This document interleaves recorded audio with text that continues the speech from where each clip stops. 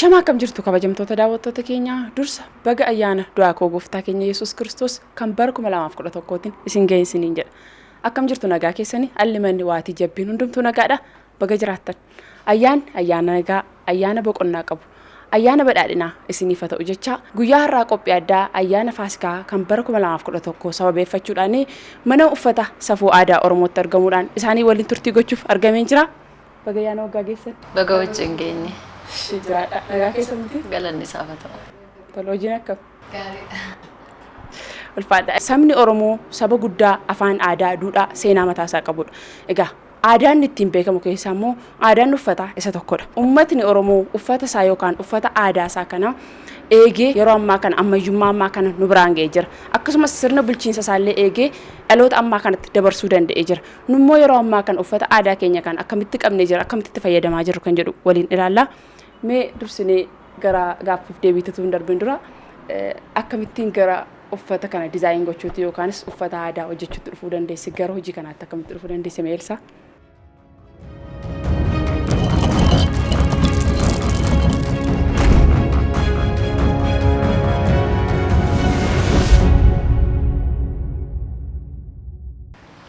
Jalqaba gara hojii kanaatti kan hin dhufe itti yaadee oomishee nagaduudhaaf utuu hin ta'in waa'ee hinaaffaa wayyaan aadaa Oromoo maaliif hin guddatu jedhee dhuma yaadaa ture. Ituman kana yaaduun iddoo biraatti dhaqeetanii suuqii baname argeen achitti hojjenna yeroo isaan hojjetan argeen yaada tokko laadheef hin ture. Garuu ergasii booddee isaaniin cufanii tasuma gaa wayyaa aadaa kana waldaadhaaf yaadee gaafa hojjedhu isumarraan kan ka'e namooti narraa fuudhanii biyya Ingilizitti geessanii biyya Ingilizii sanatti wayyaa aadaa nagaduudhaaf hin hojjenne biyya Ingilizitti geessanii biyya Ingiliziitii immoo ajajanatti ergan tuunan hin beekin jechuudha. Kanarraan inni itti lixe.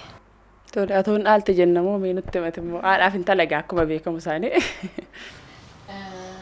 Dhaalte jennuun ani keessumatti hin guddadhe badaansi waansa keessumatti guddachaa baraaman waan itti adeemedha.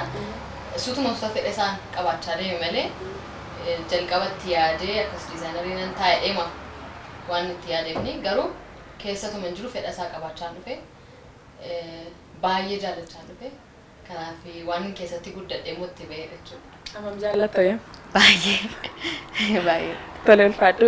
Egaa erga uffata kana hojjechuutti dhuftee ati waggoota dheeraa lakkoofteetti dhiyaada gara waggaa kudhanii waan ta'u natti fakkaata. Ilaamee irratti illee kan hojjete kan si'ii kan jedhamu odeeffannoon qaba.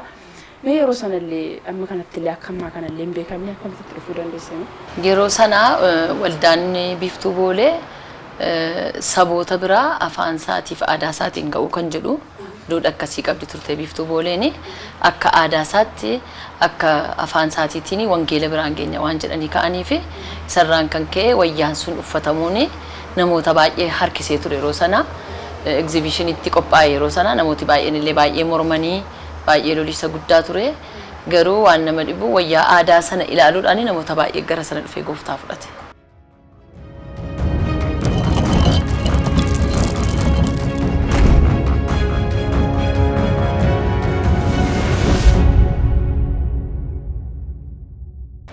Uffannaan aadaa Oromoo jaarraawwan hedduudhaan darbaa dhufee fooyya'aa ammayyaawaa dhufee nu bira ga'ee jira. Yeroo ammaa kana maalirra jiratti yaaddame ogeettoti? Namni baay'ee uffachaa ture yaada. Baay'eetti tolee gammadee uffatuma tokkollee hojjetatanii yoomiin immoo kan biraa hojjetan amma jedhanitti ga'u maamilooti keenya baay'eeni. Kanaaf akka duraanii yeroo cidhaatti yeroo sagantaa gurguddaa malee yeroo kan namoonni yeroo hojii hojjetanii karaa jireenya isaanii keessatti badaa ittiin fayyadaman uffata aadaa kana garuu amma lafa hojiittis mana keessattis baay'ee itti fayyadamaa jiru. Tole Elsa atoo yeroo ammaa kana maalirra ga'eetti yaaddame uffatni aadaa Oromoo? Uffati aadaa Oromoo baay'ee guddateera.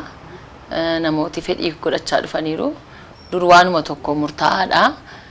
Akka hodhaa isaatii filannoon carqiinsaas baay'ee gaariin turre gadumatti ilaalama ture.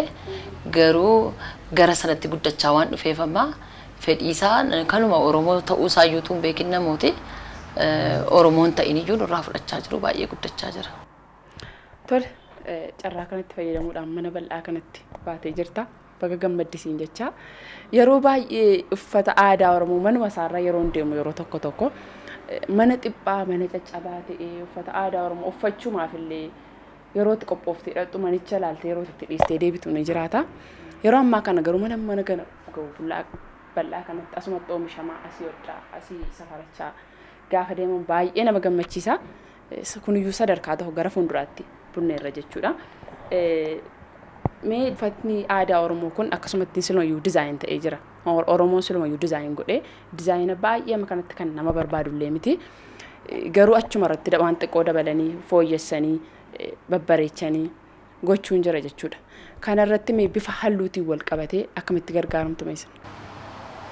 Nuyi amma halluu walitti fiduuni kennaadhaan beekumsa immoo itti dabalatu baratanii halluun kamii wajjin akka deemu yoo hin beektu ta'e rakkisaadha. Gosa halluu sana sirriitti beekuu sirriidha. Gosa halluu sana yookaan barumsaan itoo ta'ini akkasumatti kennaadhumaan anis taanaan isheenis kennaadhumaan nu keessa jiran. Kanaaf kan Oromoo sana immoo bifa babbareedaa qaba. Caalaatti immoo Oromoon bifa ifaadha uffata. Kanaaf baay'ee nun dhibu kan Oromoo gochuudhaaf baay'ee nun dhibu. Kanaaf halluu masa jiru irratti waan wajjin deemu goonee wajjin hodhina kanaaf badaa nama rakkisu. Halluu wal qabsiisee ogeettu waan jettu qabda. Namni akkuma waan adda addaatiin akkaataa uffannaan ani akkaataa bifaan gargar akkuma ta'e fedhii namaas garaagara. Kanaaf Waaqayyo ogummaa kana nu keessa kaa'umsa namootaa fi filannoo baay'ee akka nu ilaallu godheera. Namnis waan keessa isaa jiru waan fedha isaatiin halluu barbaadeen uffata aadaa isaa bareechee uffatee ittiin bareed maaliif amma yeroo kanatti iddoo guddaa iddoo ittiin waan miidhaginaadhaan uffatamu ta'eera uffate aadaa ittiin miidhaguudhaaf jechuudha. Kanaaf namni akka fedha isaatti akkuma waan ittiin jaallateen halluu barbaadeen ittiin fayyadamuu danda'eera. Kanaaf kan maamiltoota keenya hundumaa gammachiisu waan gammachiisudha yaada.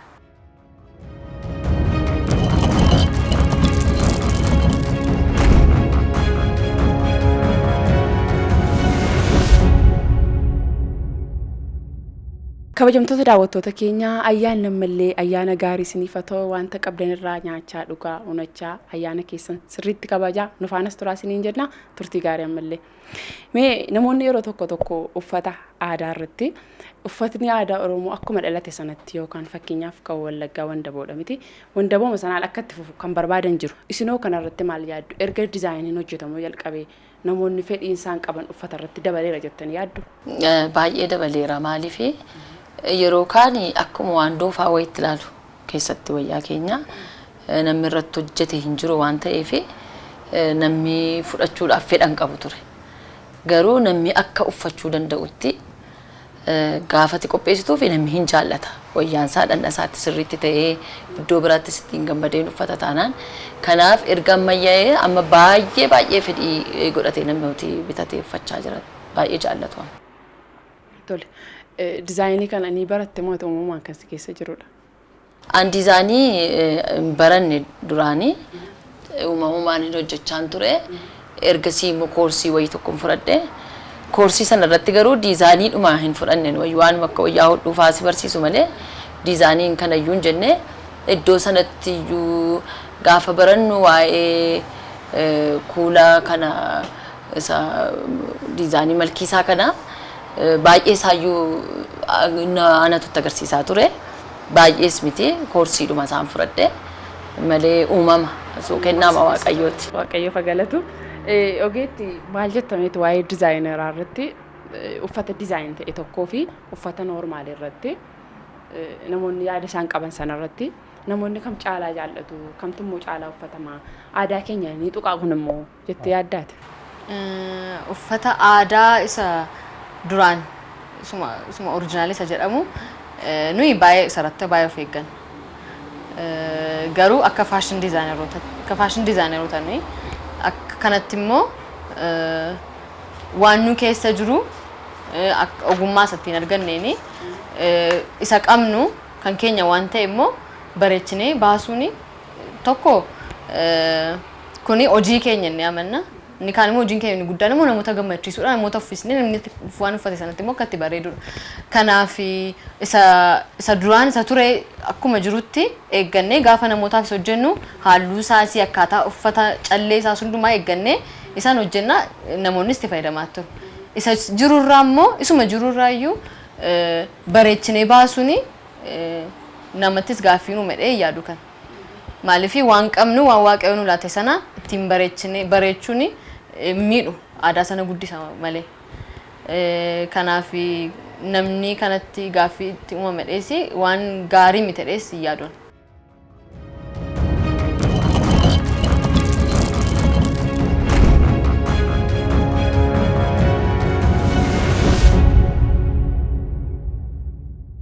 Uffannaa aadaa Oromoo yeroo baay'ee yeroo cidhaa yeroo cuuphaa yeroo qophii adda addaan jiru yeroo ayyaanaa kana uffatama ture. Garuu uffatni aadaa Oromoo utuma yeroo hundumaa yeroo biiroo deemtus yeroo mana barumsaa deemtus yeroo bakka bashannantullee mana keessallee uffatuma aadaa Oromoo uffatte yoo deemte bifa kanaan utuu hojjetamee ba'e uffati aadaa Oromoo maal sitti fakkaata meesii? Waan hunduma keenya gammachiisudha yaadan maaliif waan kan nama waan waaqayyoon laate waan guutuu qabna waaqayyo sakaaniif guutuu laate nuuf waan hirruu nullaan akkuma namoonni kaalchariin kan biraa qabu si nuus qabna itti fayyadamuu isaa xinnoo seetti wallaalle malee kanaaf uffanni aadaa wanti kan keenya ta'e kamiinuu hojjetamuu danda'a waan mana keessaatiin namoonni itti mana barumsaa uffata mana barumsaa ta'e hojjetamuu danda'a waan hundumaa ta'e hojjetamuu danda'a ogummaa barbaada isarratti immoo namni fedha namaas hin barbaada namni ammam aadaa isaa fudhatee jira waan kan isaati ammam uffachuu barbaada isa jedhudha kanaan kana fee hojjetamuu danda'edha yaadan. Carqii isaan irratti fakkeenyaaf amma fakkeenyaaf biyya Hindii yoo fudhannee uffata aadaa isaanii uffatanii biiroo sin galuu iddoo barbaadan uffatuma aadaa isaaniitiin deemu nullee akka uffata hojii keenya wajjin akka deemutti hojjechuuf bifa tooppiitiin fakkeenyaaf isin barallee ni jiraata bifa surreetiin bifa qamisiitiin bifa hunduma isaatiin hojjetamee akka raabsamuuf akka biyyaatti illee raabsuudhaaf karoora qabdu.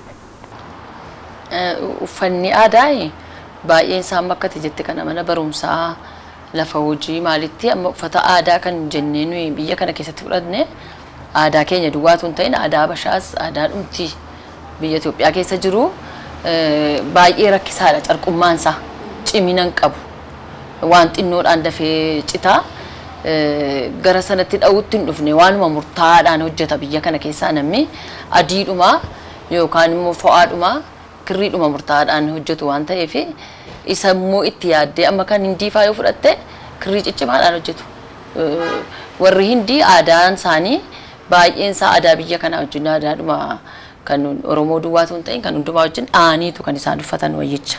Baay'een isaa harkaan dhaama garuu kan keenya dafee waan citu waan ta'eef deebiis immoo mana barumsaa fa'aatti amma ijoolleedhaaf wayyaa adii faa yoo goote rakkisaadha.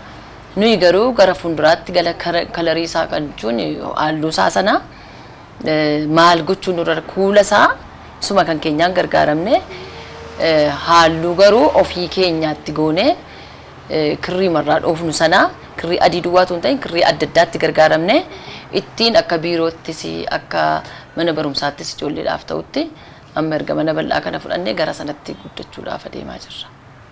Tole kanumatti dabalee dhimma raabsuu irratti yaadan qabdan Oromiyaa bal'oo mana geessu kanarratti uffati aadaa iddoo hundumaa gahee hin jiru. Isin amma yeroo ammaa kana eegaltanii jirtu hojjechuullee mana keessatti oomishus jalqabdaniirtu raabsuudhaaf karoora qabdu. Raabsuu duwwaayyuutu hin ta'in amma raabsuudhaaf nama hojjetu qabaachuu sirra jiraata. Caalaatti nuyi hojii keenya mul'ati keenya ituu ijoolleen Oromoo leenjifamanii barbaanna. Amma wayyaa dha'uun kun dhiiras dubartiis hin barbaadu. Lachuu leenjifamanii hojjechuu danda'u fedhii dhaga.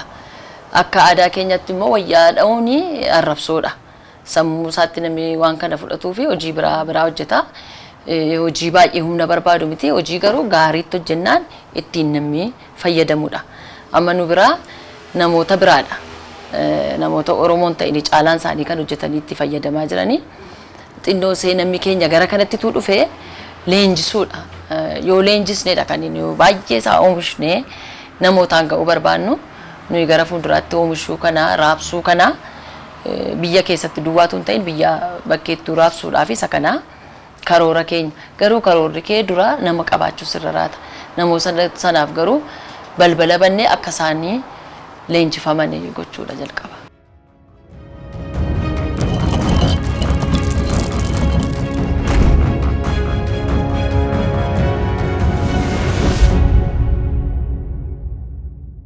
kabajamtoota daawwattoota keenya ammallee irraanfannee ayyaana gaarii isiniif haa ta'u isiniin jechaa kan qabdan irraa nyaachaa dhugaa onachaa waliin turraa nu faana turaa ammallee ayyaanni kan gammachuu kan jaalalaa isiniif haa ta'u. Egaa gaaffiin gara dudduubaatti kaasuu barbaadetti naa dhuftee jirta. Gama leenjisuutiin fakkeenyaaf ati amma ogeettiin gara dargaggootaatiin uummata bal'aa miliyoona 60 ol ta'edha uummati Oromoo. Egaa uummata Oromoo kana utuu namoonni hedduun leenjifamanii gara baadiyyaattis gara magaalaattis hundumtuu raabsamanii sirriitti uffatni kun wal ga'uu danda'a jedhee yaada. Gama kanaan maal yaada harta? Abjuuma lamaan keenyaati kuni. Ani akka yaadutti ciruma uffati aadaa Oromoo ittiin tuqamne nuyiyyuu ittiin buuneyyuuti. Baay'ee waan irratti hojjetamu wanta baay'ee jira.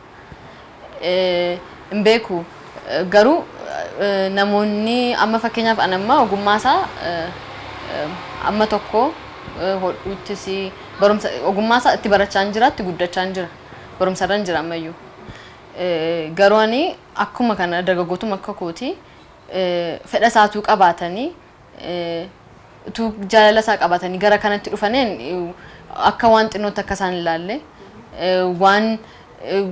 waan gurguddaa ittiin hojjettudha. Waan aadaa baay'ee kan tuqamne jira Oromoo keessa iyyuu. Kanaaf ani akka kootti baay'ee dhuguma fedhii guddaan qaba. Dargaggoota jiran barsiisuudhaaf waaqayyo ogummaa natti laate kanaani garuu fedha namaas hin barbaade namni barumsaa fi namni guddachuudhaaf namni sunis amma an barsiisuu waan ta'e namni dhufu sunis fedha guddaadhaan jaalala guddaadhaan dhufe nutti tola. Namoonnis akka gadhaanaatti akka isaan ilaalle ammayyuu wanta hojjetamu baay'ee akka jiru dhugaadha. Uffati aadaan Oromoo akka hin tuqamne ciraamayyuu. Kanaaf iddoo bal'aa qaba jechuudha.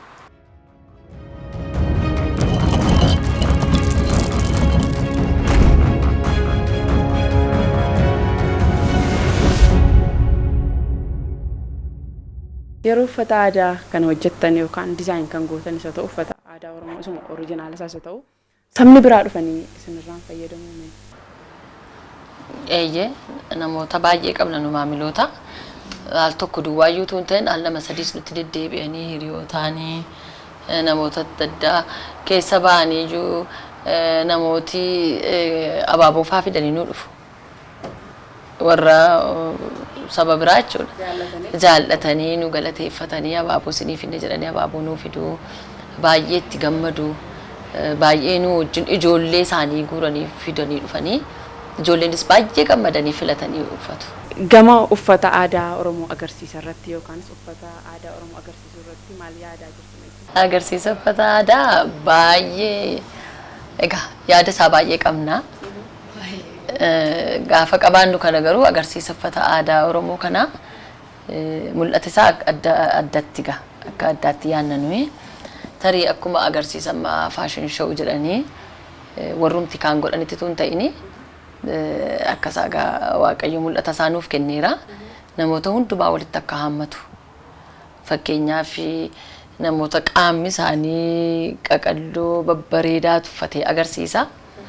Namooti warri kaan immoo uffachuudhaaf inuma garaan isaanii gadda waan ta'eef isaan duwwaatti tun ta'in waan addaa qabna nuyi. Egaa isa immoo yeroo isaatti gaafa ga'u mul'isna. Waan jettuun qabdu? Anis egaa waan hojjettu hojii maan argisiisuu wayya. Isa jirutti nama na waan ta'eef waaqayyo wajjin nu ga'e egaa gaafuma ga'u hundi keenya iyyuu argine.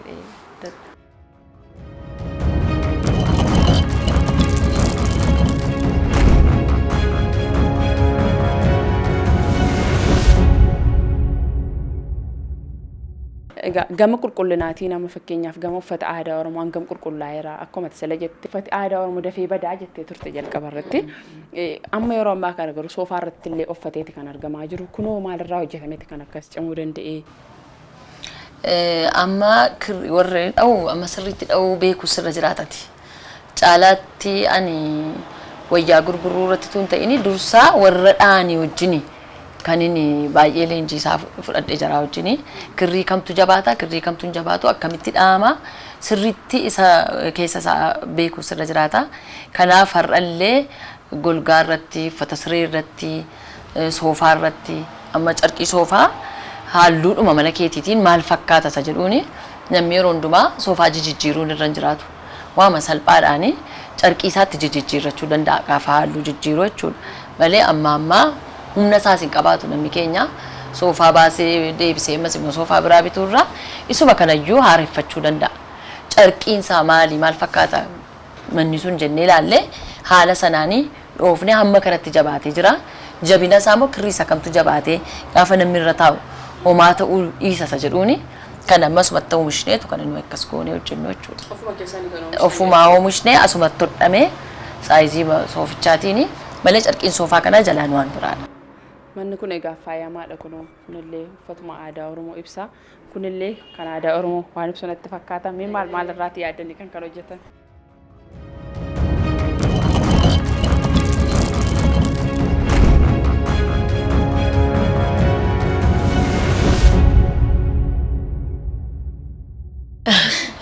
Kana waan si dhibuu nu yaadnee miti waan baay'ee isaa nu yaadnee nuun ta'u. Kennaa mana minuuf kennaa.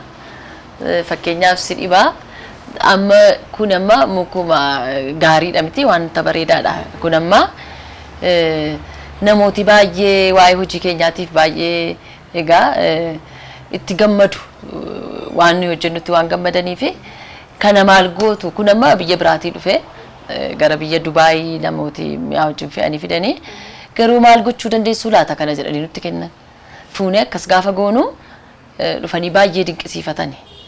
Wayyaa akkasitti keessa keenya malee nuyi itti yaadnee miti baay'ee isaa waaqayyo mannuu yaadamanii nuyi itti yaadnu kanas immoo obboleessa koo tokkotu Daani'el jedhama isatu baay'ee jaallattaa waan akkasii waan ta'eef jedheedhuma yaadeedhuma bitee fidee irratti hojjedhu jedhee nuu kenne malee nu yaada isaa baay'ee qabaannee miti edaa gaafa laallu immoo kun immoo kan Oromiyaadha baay'ee itti gammanneerra. Kuni kaartaa Oromiyaati jechuudha reema. Eeyyee kaartaa Oromiyaati gaafa dhufee nu bira ga'u kaartaa Oromiyaa ta'e nus egaa safuun aadaa kan Oromooti kanaaf baay'ee itti gammanne kennaadhuma nuu kennan. Carraa kanatti fayyadamtee galateeffachuu dandeessa gaa. Eeyyee baay'een galateeffadha. Xumura irratti hafeera kan jettu yoo jiraate yaadatti dabarsuu barbaaddu yoo jiraate. Xumura irratti namooti hojii keenya kana akka isaan hir'ina isaas gaarummaa isaas nutti himan baay'ee barbaanna. Namooti baay'een nuu bilbiluu. Mo'aa irratti yeroo isa kan laliifaa irratti hojjetanii simbirtuu irratti waan nama dhibu gujiifaadha namoota waan tokko baay'ee gammanneerra hojii akkasii arguu keenyaaf jedhanii isinumaa bilbiluudhaaf jedhu kunillee hamilee namaaf laata namni hammam fagoorraa booranarraa namatu nu hin beekne nu bilbilanii baay'ee nu jajjabeessu akkasuma nu jajjabeessuu isaaniitiifis waaqayyo isaan eebbisu.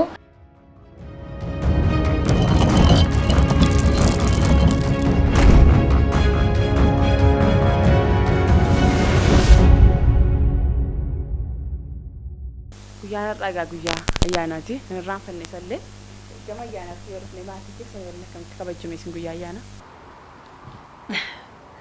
Guyyaa ayyaanaa gaa guyyaa ayyaanaati. Guyyaa ayyaanaa irratti hojiin hojjennuuni gaafa ayyaanaa yeroo maatii keenyaafis hin qaban. Maaliif guyyaan torbanni kaanii dafinoodha amma sanbata duraatti hojjenna. Amma guyyaa guutuu ganama baanee galgala galla. Guyyaa sanbataaniinna guyyaa sanbataa suuqiin bannuuni guyyaa ayyaanaa gaa maatii maan keenya wajjin wal geenye waanuma mana keessa jiru wal wajjin hirmaannee gammannee waaqayyoon galateeffannee hojii keenyattis immoo irratti kadhannee waan irra darbinu dhagaa waan addaa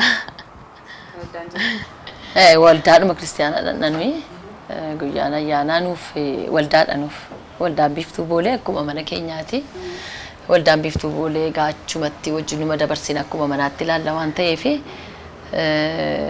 ayyaana sana waa'ee Kiristoos waa'ee guyyaa sana ibsu yookaan dhaloota isa ta'u yookaan du'aa ka'uu isa ta'u waa'ee isaa irratti malee baay'ee isaa humna keenya gararraa finnee nyaataaf dhugaatii irratti badaa namatti hin dadhabnu.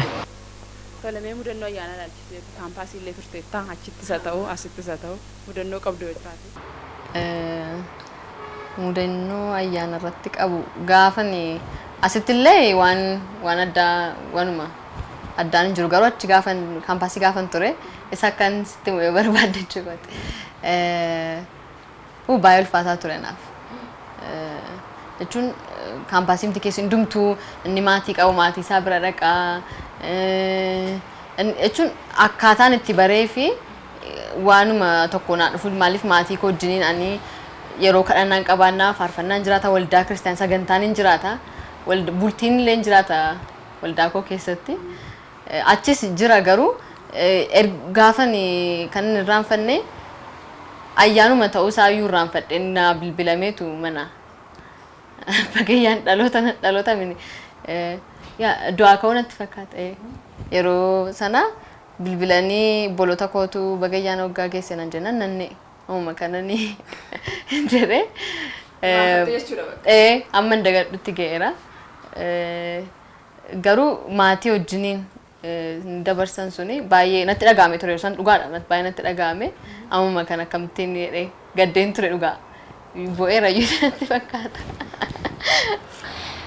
Ayyaana gaarii akka isaaniif ta'u du'aa ka'uuni jireenyi keenya du'aa akka ka'etti hundumaatiif iyyuu wanta akka biyyaattis taanaan du'aa ka'uuni waan haaraadha waan awwaalamee abdiitti kutamee du'aa ka'e waan ta'eef isa kanarratti nyaataaf dhugaatii duwwaatti dadhabuutu hin ta'in du'aa ka'uun kun hiikisaa maali jedhanii akka ayyaaneffatan ayyaana gaarii jireenyi isaanii ni du'e kan biyyaas kan hundumaa du'aa akka ka'u nan hawwaa waaqayyo isaanii eebbisu. Barbaada barsiistu barbaada gaafa gaggeessanii. Baay'ee namoota nu bukkee dhaabbachaa turtanii akkasumas immoo maamiltoota keenya baay'ee isin galateeffachuun barbaada jaallattanii dhuftanii eessaa fagoodhaa ba'anii dhugaadha. Iddoo Adaamaa irraa Buraayyuu iddoo fagoo irraa dhufu namoonni kun hundumtuu baay'ee nu jajjabeessa dhugaadha. Kanaaf baay'ee isin galateeffannaa ammas kottaa nu jajjabeessaa akkasumas immoo hirrina keenya immoo nutti himaa nu gorsaa nu bira dhaabbadhaa jennaa. Tole marratti namoota nu bukkee dhaabbattanii hunduma keessaniyyuu baga du'aa ka'uu gooftaa keenya Yesuus Kiristoos isin ga'e jechuun barbaada. Baga immoo dukkana keessaa gara ifaatti baane galatoomaa.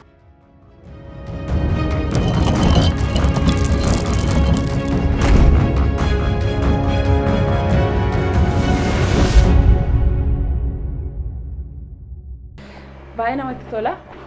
Isinillee yeroo keessa waan alaattanii farfaadhaa isiniin jecha garuu mee wanta mana kana keessatti akkaataatti hojjetamu akkaataatti oomishamu irra deemnee muraasa waliin ilaalla. Egaan kabajamtoota daawwattoota keenya ammallee ayyaana gaarii isiniif haa ta'u kan badhaadhinaa kan gammachuu kan kabajaa kan itti wal dhagaan isiniif haa ta'u jecha uffata kana akkasitti bareedee dhiyaadhu kan na godhe mana uffata safuu aadaa Oromoo kanuma amma biratti argamu kanadha. Isaaniin ulfaadhaan jedha ogeessota kaameraa keenyaa Naatinaayil Bonjaa fi Dassaaleny Hirphootaaniiti kanas jirru isinis illee ulfaadhaan isiniin jedha mee deemnee wanta mana kana keessa jiru waliin ilaallee.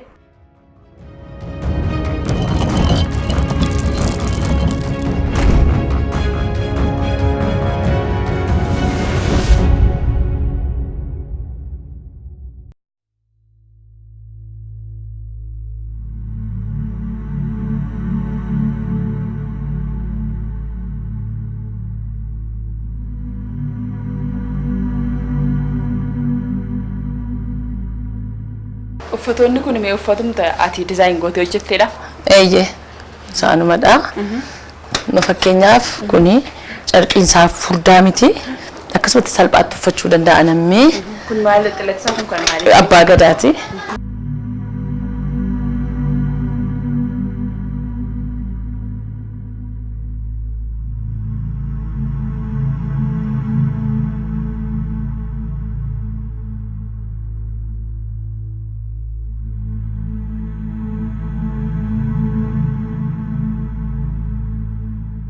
kabajamtoota daawwattoota keenya ammallee ayyaana gaarii isiniif haa ta'u jecha akkuma argaa jirtan egaa mana uffataa safuu aadaa Oromooti kan jirru.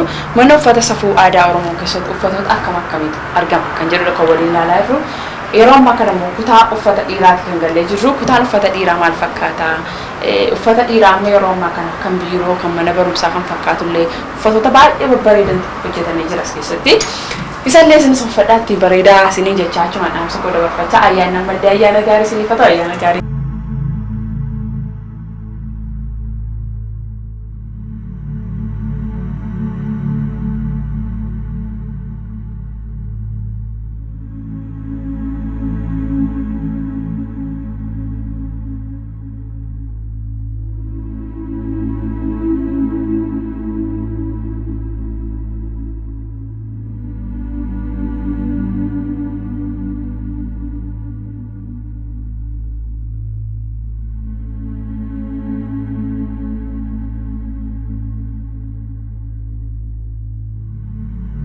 Amma kun amma fakkeenyaaf kulli kun kuula warra baaleeti kan baalee sababal'aa sanarraa gosa gosaan fuunee akkasittiin irraa hojjechuu dandeenya. Kuula halluu isaallee akkasitti jijjiirree hojjenna. Gosa kanaanis kuula isaa akkas gochuudhaaf nu biratti malee iddoo biraatti miti. Ilaa kunoo kun faa kanuma baalee kanatu halluu isaa jijjiirre. Kun beektu gadaadha. Halluu masaajii jijjiirree waan hojjenneedha malee wanta haaraa miti.